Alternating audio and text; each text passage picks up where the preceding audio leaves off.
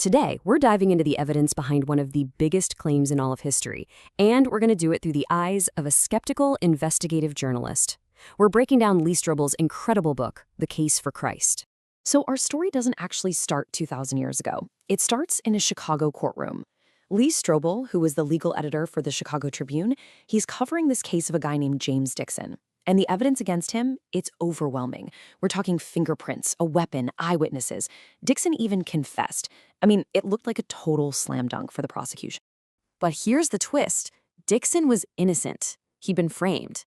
And for Strobel, this was a massive wake-up call. It taught him a lesson that would stick with him forever. Evidence can be tricky, and you can't just look at the pieces that fit. You have to find the one single theory that explains all of the facts. So, years later, when his wife became a Christian and it totally rocked his own atheistic worldview, he decided to use that exact same journalistic grit to investigate the case for Jesus Christ. And that's exactly what he did. He launched a full-blown investigation. But here's the key. He didn't approach this as a believer or a theologian. Nope. He came at it like a hard-nosed reporter, hunting down experts, cross-examining every piece of evidence, and just trying to find the truth, no matter where it took him. This question right here became his guiding star, the lesson he learned from that James Dixon case. And it's so important. He wasn't just looking to cherry-pick a few facts that confirmed what he already thought. The mission was to find the one single explanation that could account for the entire pile of evidence. All right, so first things first, you gotta go to the primary sources. For Strobel, that meant treating the four Gospels, Matthew, Mark, Luke, and John, not as holy books, but as historical documents. He treated them like eyewitness testimony, and like any good investigator, his first instinct was to try and poke holes in their story. Now, right away, you hit a major hurdle: time. These accounts were written down decades after the events happened. So how on earth could they be accurate? Well, the answer is kind of fascinating. It's all about understanding that this was an oral culture, a time and place where memorization wasn't just a party trick, it was a highly developed and absolutely essential skill. You know, this slide just nails a huge misconception. We tend to think of stories being passed down like that telephone game we played as kids where the message gets totally mangled by the end. But Dr. Craig Blomberg, one of the scholars Strobel interviewed, explained that ancient oral tradition was pretty much the exact opposite. It was a serious, structured way to preserve important history. And this quote right here, this is the secret sauce. See, unlike the telephone game, sacred oral tradition had these built-in guardrails.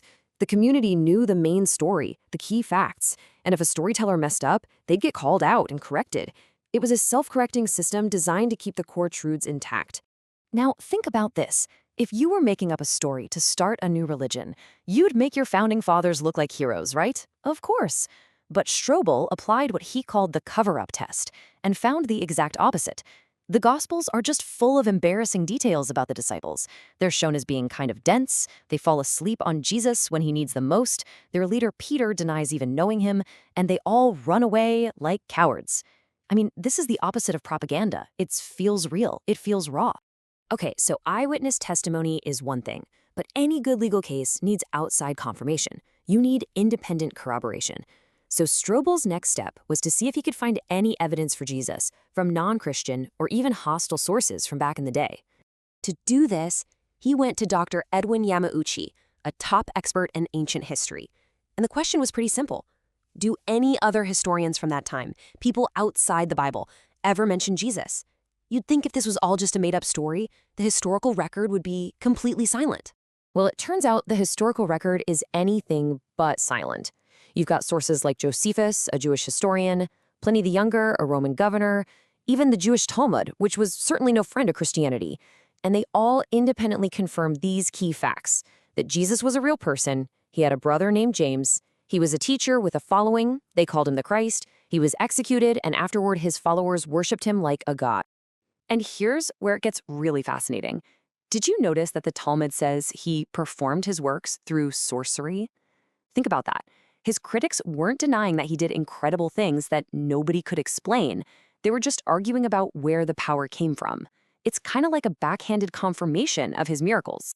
So this brings us to the main event, the absolute core of the investigation, the one claim that is so massive, so unbelievable, that the entire Christian faith either stands or completely falls apart on it: the resurrection.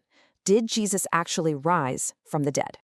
Strobel knew that if the resurrection didn't happen, the whole case for Christ just collapses. Game over. So he decided to investigate the alternative explanations, starting with the most popular one. The idea that maybe, just maybe, Jesus didn't actually die on the cross. So he took this idea, known as the swoon theory, to Dr. Alexander Metherell, a medical doctor. And Dr. Metherell just laid out the brutal medical facts. He explained that survival was pretty much impossible. The whipping alone would cause massive blood loss and shock. The way you're hung on a cross makes it impossible to breathe, leading to asphyxiation.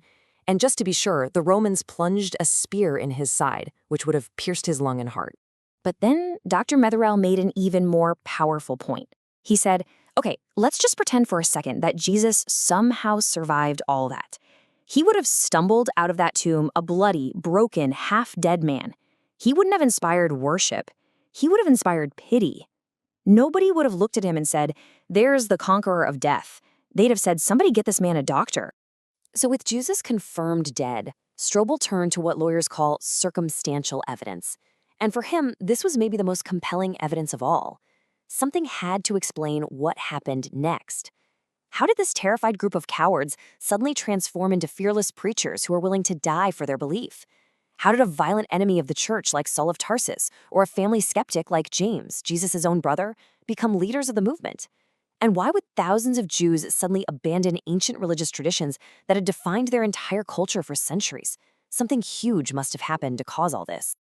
So, after examining all the evidence, from history, from medicine, from psychology, it was time for Lee Strobel, the journalist, to become Lee Strobel, the juror. He had to take everything he'd learned, weigh it all, and come to a verdict. And he went right back to that fundamental question from the courtroom. Which theory fits all the facts most snugly? What single explanation could possibly account for the empty tomb, the eyewitness sightings, the radical transformation of the disciples, the conversion of his biggest enemies, and the explosive birth of the church? And this was his conclusion. After almost 2 years of digging, the cynical, skeptical, hard-nosed journalist came to the conclusion that the pile of evidence was so high, it would actually take more faith for him to remain an atheist than to believe in Jesus. For him, based on the facts, belief was the most logical and rational step he could take. So, Lee Strobel's investigation brought him to his own personal verdict.